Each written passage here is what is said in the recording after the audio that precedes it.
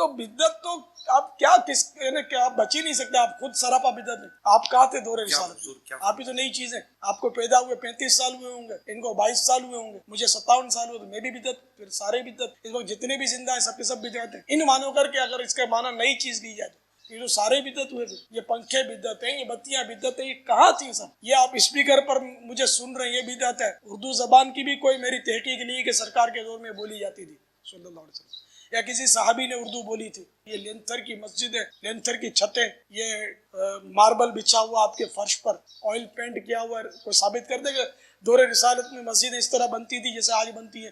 کوئی گنبد ثابت کر دے مسجد کا کہ پہلے گنبد بنتا تھا اور یہ طاق نما محراب مسجد میں بنتے تھے، منارے بنتے تھے مسجد کے؟ کوئی ثابت کر دے؟ کبھی بھی نہیں ثابت کرے گا کہ بنتے نہیں تھے.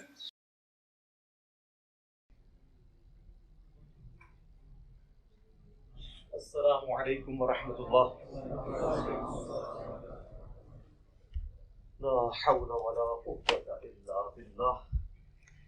حسبنا اللہ ونعم الوکیل. یا حی یا قیوم برحمتک استغیث. اللہم صلی علی محمد وعلی آل محمد. علی بھائی بریلوی حضرات بدعت کرتے ہیں لیکن جب کچھ کہتے ہیں تو بدعت حسنہ کہتے ہیں. اس میں میری ویڈیو ریکارڈ ہے کہ بدعت حسنہ ویسے اب کہنا چھوڑ گئے ہیں. ان کے پاس معنی پتہ کیا تھا کہ یار کام تو نیکی کا کر رہے ہیں نا، آپ کو کیا مسئلہ ہے؟ ہم کہتے تھے نا یار یہ قبر پہ اذان کیوں دیتے ہو؟ کہتے ہیں یہ اذان دینا گناہ کا کام ہے. تسی کہنا ہاں یار ان کے جواب دے گی انہوں نے. جواب ہم دیتے ہیں آپ کو. ان کو کہیں یہ آپ جنازے کی اور عید کی اذان کیوں نہیں دیتے؟ وہ کہتے ہیں نہیں نبی علیہ السلام نے نہیں دی. تو کیا یہ گناہ کا کام تھا جو اللہ کے نبی نے نہیں کیا؟ کہیں گے نہیں، بس آپ نے تعلیم نہیں فرمایا. تو یہ قبر پہ اذان کہاں تعلیم فرمائی ہے؟ پھر وہ کہیں گے ہیں او کرن گے ہیں ان کو دیو نا اذان. اور تو ساڑھے لی ڈیفینیشن مان لی ہے. سر حضور نے منع فرما دیا. صحیح مسلم میں حدیث ہے 2005 نمبر، اور یہ حدیث کے راوی ہیں امام جعفر، اور انہوں نے روایت کی ہے امام باقر سے، اور امام باقر نے روایت کیا ہے جابر بن عبداللہ سے کہ نبی علیہ السلام جب کبھی بھی جمعے یا عید یا کسی اور موقع پر تقریر کرتے تو آپ کی آنکھیں سرخ ہو جاتی، آواز بلند ہو جاتی، جیسے کوئی جرنیل اپنی فوج کو تیار کر رہا ہو. اور آپ فرماتے کہ میں اور قیامت اس طرح ساتھ بھیجے گئے ہیں جیسے یہ دو انگلیاں. اور پھر آپ کہتے اما بعد فإن خیر الحدیث کتاب اللہ وخیر الہدی ہدی محمد صلی اللہ علیہ وآلہ وسلم وشر الامور محدثاتها وکل محدثۃ بدعہ وکل بدعۃ ضلالہ وکل ضلالۃ فی النار. کچھ الفاظ جامعہ ترمذی میں ہیں، کچھ سنن نسائی میں. آگاہ ہو جاؤ، سب سے بہترین کلام اللہ کی کتاب ہے، سب سے ہدایت یافتہ راستہ محمد صلی اللہ علیہ وآلہ وسلم کا ہے، اور سب سے بدترین کام وہ ہیں جو دین میں خود داخل کر دیے جائیں، اور وہ تمام کام گمراہیاں ہیں، اور تمام گمراہیاں دوزخ میں لے جانے والی ہیں. تو حضور نے منع ہی کر دیا نا کہ محمد صلی اللہ علیہ وآلہ وسلم کا طریقہ بہترین طریقہ ہوگا، اور بدترین کام وہ ہیں جو دین میں داخل کر دیے جائیں خود سے. بخاری مسلم دونوں میں حدیث ہے من احدث فی امرنا ھذا فہو رد. جس نے میرے تعلیم کی بھی چیز میں کوئی چیز بدل دی یا اس میں چیز داخل کی وہ مردود ہے. تو فوراً آپ کو مثالیں دیں گے کہ جی یہ جو آپ نے لائٹیں لگائی ہوئی ہیں، ان لائٹوں کا دین سے کیا تعلق ہے میرے بھائی؟ ہوائی جہاز میں حج کرنے کا دین سے کیا تعلق ہے؟ یہ دین کو سپورٹیو کام ہے، ڈائریکٹ دین نہیں ہے. ڈائریکٹ دین اس وقت ہوں گے جب آپ کہیں گے جو ہوائی جہاز پہ جائے گا اس کا حج ہوگا، جو نہیں جائے گا اس کا نہیں ہوگا. آپ بے شک گدھے پہ جائیں، آپ بے شک پیدل جائیں، یہ دین کو سپورٹیو چیز ہے. کیمرے میں ریکارڈنگ دین کو سپورٹیو چیز ہے.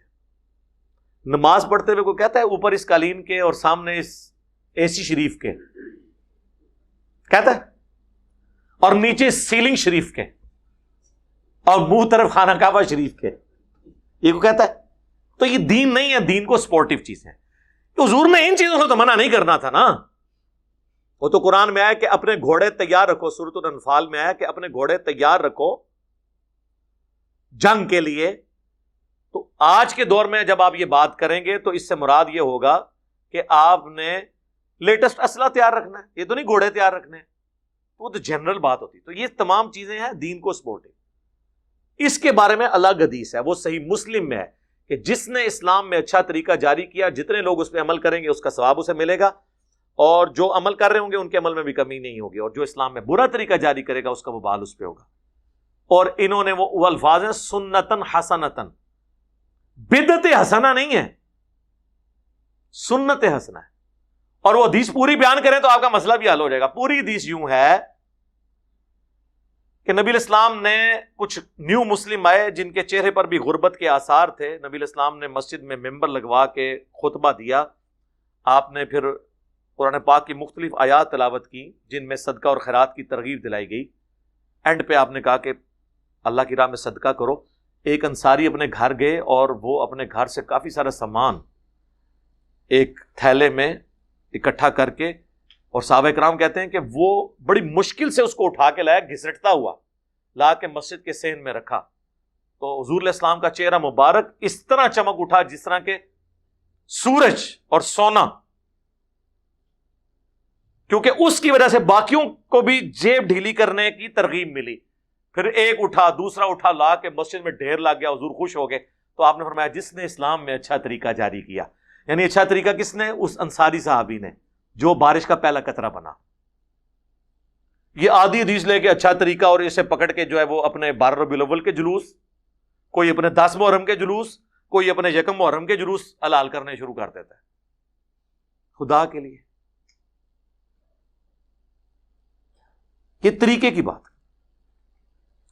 پھر کوئی جو ہے وہ حضرت عثمان کی مثال دیں گے, جی صحیح بخاری میں حضرت عثمان نے جمعے کی دوسری اذان شروع کروائی. سر کدھر نہیں لکھا, بخاری شریف کھول کے پڑھو. وہ دوسری اذان ان ایڈیشن ٹو 1 نہیں تھی, وہ 1 کے پیرلل 1 تھی, جیسے مکبرین ہوتے ہیں. وہ الفاظ ہیں بخاری میں کہ حضرت عثمان غنی رضی اللہ تعالیٰ عنہ نے مدینے کے بازار میں ایک اذان شروع کروائی, کیونکہ بازار تک آواز نہیں جاتی تھی. مسجد میں 2 اذانیں نہیں حضرت عثمان نے شروع کروائیں, جس طرح ہمارے بریلوی اور دیوبندی کرتے ہیں اور مثال دیتے ہیں حضرت عثمان کی. حضرت عثمان نے مسجد نبی میں 2 اذانیں نہیں دی, ایک ہی اذان دی, جس طرح اہل حدیث دیتے ہیں. یار بخاری شریف آپ خود تو پڑھ کے دیکھیں. میرے ابا جی جب وہ نئے نئے اس طرف آ رہے تھے نا, ظاہر ہے وہ تو کٹر بریلوی رہے, کوئی میلاد کی محفل نہیں ہوتی تھی جس میں وہ معنی خصوصی نہ ہو. تو ایک دفعہ جمعے کی دوسری اذان کی بات ہوئی, میں نے بریلویوں کی بخاری اٹھا کے ان کے سامنے رکھی. میں نے کہا یہ ذرا پڑھے نا, حضرت عثمان نے یہ جو دوسری اذان ہے یہ تو شروع کروائی تھی بازار میں, جس کا ایکویلنٹ آج کے دور میں سپیکر ہے کہ بازار تک آواز جا رہی ہے. یا جس سے زیادہ شوق ہے بازار میں اذان دے, مسجد میں 2 اذانیں کس بات کی. تو میرے ابو کہنے لگے یار اس معاملے میں بھی انہوں نے ہمیں دھوکہ دیا ہوا ہے. ہمیں تو پوری زندگی اہل حدیثوں کے خلاف کرتے تھے کہ حضرت عثمان دی دوسری اذان نہیں مندے, وہ حضرت عثمان لی اذان ہوئے تھے اہل حدیث مندے نا. میں کو اہل حدیث کا یہاں پہ سپورٹر نہیں بیٹھا ہوں, جو سچی بات ہے میں اس میں سپورٹ کرتا ہوں. سعودیہ میں ہوتی ہیں, سعودیہ میں چھوڑ کے کعبے کے اندر بھی ہو رہی ہوں, کیا فرق پڑتا ہے؟ کعبے میں ان کو 2 جمعے کی اذانیں نظر آ رہی ہیں, تو کعبے کے اندر جو 5 وقت اکیری اقامت ہوتی ہے وہ نہیں نظر آتی, اونچی آمین نہیں نظر آتی, رفع الیدین نہیں نظر آتا. 2 چیزیں ہی نظر آتی ہیں, ایک 20 تراویح, اور وہ بھی صرف مکہ مدینے کی 2 مسجدوں میں, باقی پورے سعودیہ میں 8. مکہ یونیورسٹی میں ام القرآن میں بھی 8, مدینہ یونیورسٹی میں بھی 8, ایون باب العمرہ خانہ کعبہ شریف کے بالکل ساتھ جو اس کا دروازہ ہے نا باب العمرہ, اس کے باہر ایک چھوٹی سی مسجد ہے, وہاں بھی 8 تراویح ہوتی ہے. اور یہ تو انفیوں کی وجہ سے انہوں نے وہ بھی 2 امام مقرر کر کے 10 + 10 کی ہوئی تھی. یہ دلیل تو نہیں, دلیل تو کتاب و سنت ہے میرے بھائی, کتاب و سنت. کبھی کوئی مثال دے دیں گے, کبھی وہ کہیں گے جی حضرت عمر نے تراویح کی جماعت شروع کروائی تو اس میں کہا کتنی اچھی بدعت ہے. حضرت عمر نے کون سی بدعت کی تھی اس میں؟ وہ تو بخاری مسلم میں اما عائشہ کا قول موجود ہے سلام اللہ علیہا کہ نبی علیہ السلام کے مبارک زمانے میں نبی علیہ السلام اہتمام 3 دن آپ نے کیا. اس کے بعد جب لوگوں کا رش ہوا تو آپ نہیں نکلے حجرے سے, اور صبح فجر کے وقت نکلے اور فرمایا مجھے خدشہ ہے کہ تم پہ کہیں فرض نہ کر دی جائے, اس لیے میں نے گھر میں پڑھی, تم اپنے گھروں میں ہی نماز ادا کر لیا کرو تراویح کی, تاکہ فرض نہ ہو. اما عائشہ کہتی ہیں حضرت ابوبکر نے بھی یہ کام نہیں کیا, جو مسجد میں پڑھنا چاہتے تھے ٹولیوں کی شکل میں پڑھ لیتے تھے, جو گھر پڑھنا چاہتے تھے پڑھ لیتے تھے. پھر حضرت عمر کے بھی شروع کے سال اسی طرح گزرے. پھر حضرت عمر ایک دن مسجد میں آئے تو دیکھا کوئی ٹولیوں کی شکل میں یہاں جماعت کرا رہا ہے, کوئی یہاں پہ کرا رہا ہے, کوئی وہاں پہ کرا رہا ہے. تو بخاری کے الفاظ ہیں, انہوں نے کہا میں کیا یہ اچھا ہو کہ انہیں ایک امام کے پیچھے جمع کر دوں؟ تو حضرت تمیم داری اور ابی ابن کعب کی ڈیوٹی لگائی کہ تم دونوں ان کو پڑھایا کرو تاکہ ایک امام کے پیچھے پڑھیں. اور الموطا امام مالک میں گولڈن چین سے موجود ہے، انہیں حکم دیا کہ 11 رکعتیں پڑھیں، 3 وتر اور 8 تراویح، گولڈن چین سے. تو اور حضرت عمر وہاں دوسرے دن آئے، جب یہ منظر دیکھا کہا نعم البدعۃ ہذہ، یہ کتنی اچھی بدعت ہے. اب وہ کہتے ہیں نہیں، اس کا مطلب ہے آپ اب جو مرضی کریں. پہلی بات ہے خلفاء راشدین کی تو سنت کی پیروی کا ہمیں حکم ہے، علیکم بسنتی وسنت الخلفاء الراشدین المہدیین. خلفاء راشدین کا وہ کام جس پہ صحابہ کا اعتراض نہ ہو وہ بدعت ہے ہی نہیں، وہ سنت ہے.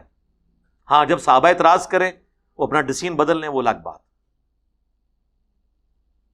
اس سے بابوں کی بدعتیں کہاں سے ثابت ہوئی؟ دوسرا، یہ بدعت انہوں نے اصطلاحی معنوں میں نہیں کہا جو دین کی اصطلاح، یہ لغت کے معنوں میں، سنت کو رینیو کرنے کے معنوں میں. بدعت تو تب ہونا جب نبی علیہ السلام یہ کام نہ کرتے ہوں. حضور نے 3 دن تو تراویح جماعت سے پڑھی نا، تو تراویح جماعت سے پڑھنا کیا ہوا؟ سنت. حضور نے زندگی میں کوئی ایک دفعہ بھی کام کیا اور اس سے منع نہیں فرمایا وہ کوئی شخص روزانہ کرے. کیا حضور علیہ السلام ہر وقت پگڑی باندھتے تھے؟ روزانہ پگڑی میں ہی نماز پڑھاتے تھے.